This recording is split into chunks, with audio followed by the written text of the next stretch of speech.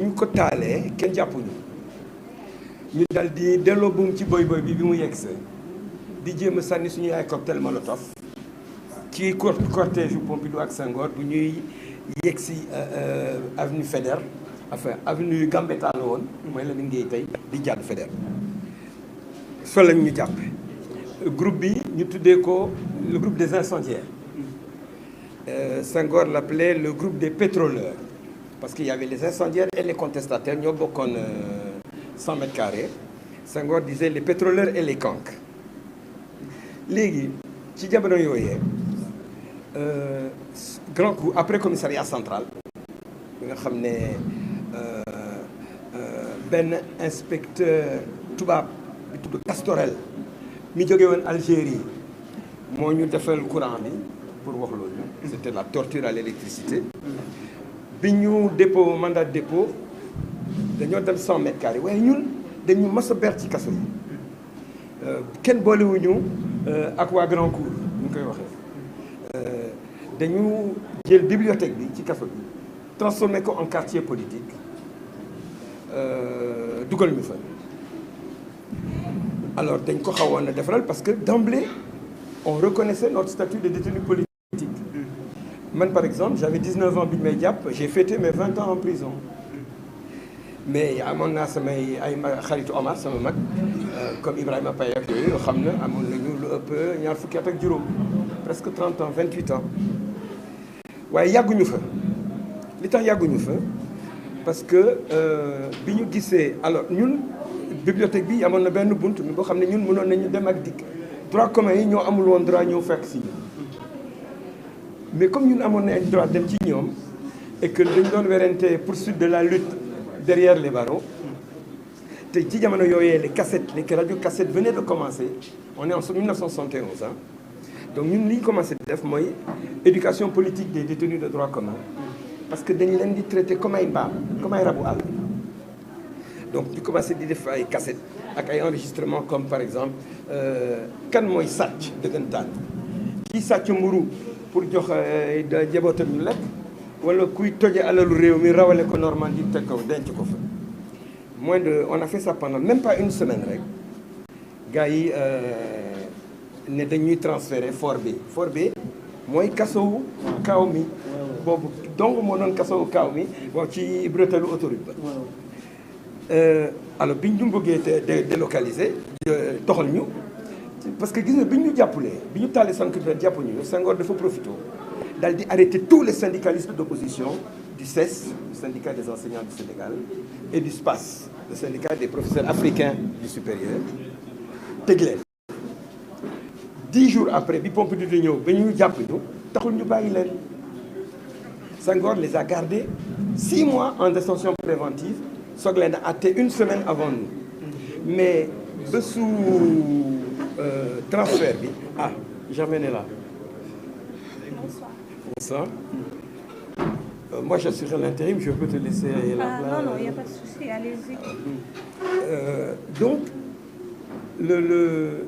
bés bi ñu bëgg a toxal pour que ñoom Iba Der Thiam ak ñoom Baba Guissé ñëw ñun ñu dem formé ñu lank ne demuñu alors régisseur bi benn paa bu baax daal di ñëw ne kaay yi gis ngeen fii kaso la quoi moomu leen seen bopp suñu leen war a yóbbu da ngeen di nangu dem ñu ne ñoo lank demuñu il faut venir les GMI les GMI se postent sur les toits sur les trucs ils commencent à monter leur force ñun tamit ñu barricader suñu pavillon te démonter suñu ay lal teg fa ak yooyu et ils n'ont pas donné de récréation au droit commun chambre 13 chambre 19 ak yooyu finalement à 11h ils donnent l'assaut en 5 minutes ils nous ont réduit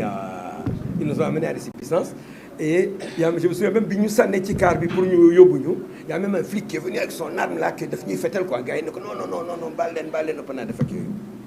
sauf que bi ñu demee bi ñu indi ñoom Iba Der les syndicalistes à notre place soobu ubbi détenus de droit commun yi pour leur création il était presque midi alors doon sama benn xarit bi ñu doon wax Albouri Ndiaye le gentleman cambrioleur la ko soleil daan wooye surnommé Gux le gueux moo ma ko nettali après ko mu ne dañoo benn bi gars yi ubbee benn gawaay moo ne mais chef de cour xaw ma chef de cour xaw ma gardien chef de cour mais yéen gaañ ngeen booy hein parce qu'ils ont vu comment ils nous ont matraqué avec les crosses et tout quoi. Parce que man j'avais un afro, ils m'ont cassé la tête, on a dû me faire des points de suture, j'avais plus mon afro n'a repoussé. Et mu ne gaañ ngeen booy hein mu ne waaye booy dañoo xamadi waay xam nga kooku ne ko waaye mais sa doom ci bokkoon di ngeen leen def li ngeen di def kooku ne mais yow koy wax man ngay rek waa ji daggal ko ne à la porte. C'est la première mutinerie de l'histoire de la prison de Grand Cour, de 100 mètres carrés. En 71, en mars 60, nous on nous a pris le 3 février, on nous a déféré vers le 10, donc ça a eu lieu fin mars, avril, au plus tard. On ne peut pas l'oublier, vous pouvez trouver la date parce qu'à la suite de la mutinerie, ils ont pris le contrôle de la prison pendant 4 heures de temps avant que la police n'arrive à les réduire. Il y a eu 80 évasions. Et le soir même, Senghor a relevé le ministre de l'Intérieur pour nommer Jean Collin à sa place, qui était ministre des Finances. Et Collin est resté chef de la police jusqu'au départ de Senghor en 81, donc 10 ans. Ça, c'était une anecdote incidente. Mais, li gars yi di daj, li droit commun yi di daj, prisonniers politiques duñu ko daj. Parce que d'abord, nous, dañu lekk jaxan, suñuy ndekki añ ak reer kër ga lay jóge xam nga parents yére c'était tellement excessif parce qu'on était quand même 2 frères en prison et bi ñu jàppee Omar après Bamako on était 3 frères en prison su parents yi indi victoire yi c'est les gardiens pénitentiaires qui attendaient notre ravitaillement quoi qui pour cigarette yi pour ataaya bi ak yooyu donc notre statut était pas vraiment le statut carcéral vrai d'autant que bi ñu attee ba pare ñun dañu condamné parce que man perpétuité lañu ma dóor maak Ibrahima Paye Noum Camara 20 ans Sidi Gueye et Thiemako Camara 10 ans sama rakk Pape Ndiaye 5 ans donc ñu on nous a amené à Gorée Gorée beneen kaso la c'est pour les récalcitrants mais on était quartier politique aucun contact avec les droits communs. Tu vois, ce qui fait que c'est pas vraiment représentatif de Kasso à cause du régime politique, tu vois. Et c'était pareil, hein, on a été isolés. À l'époque, on nous avait mis carrément un par cellule. Alors qu'avant dañu doon bokk néeg mën a waxtaan foofu amoo ko koy waxtaanal. Et puis bi ñu jàppee Omar nag indi ko donc ñun bi ñu yóbbu ñu fort bi c'est après le procès qu'on nous a amené à Gorée. Et quand ils ont pris les Omar à Bamako indi leen ñu dugal leen fort bi moom ak Paloma ñun ñu nga Gorée bi ñu ñëw attee ba pare ils nous ont déportés à Kédougou chez les Mamadou Dia qui était un centre pénitentiaire spécial boo xam ne chacun a une villa waaye doo leen gisante seen biir et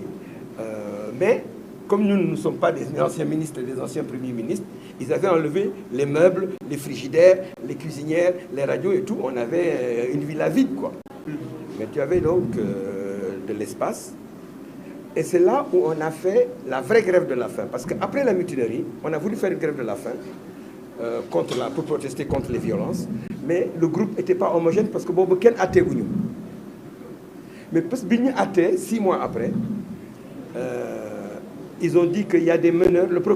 commissaire du gouvernement, ce qui était un député d'ailleurs, Christian Valentin, président de la commission des finances,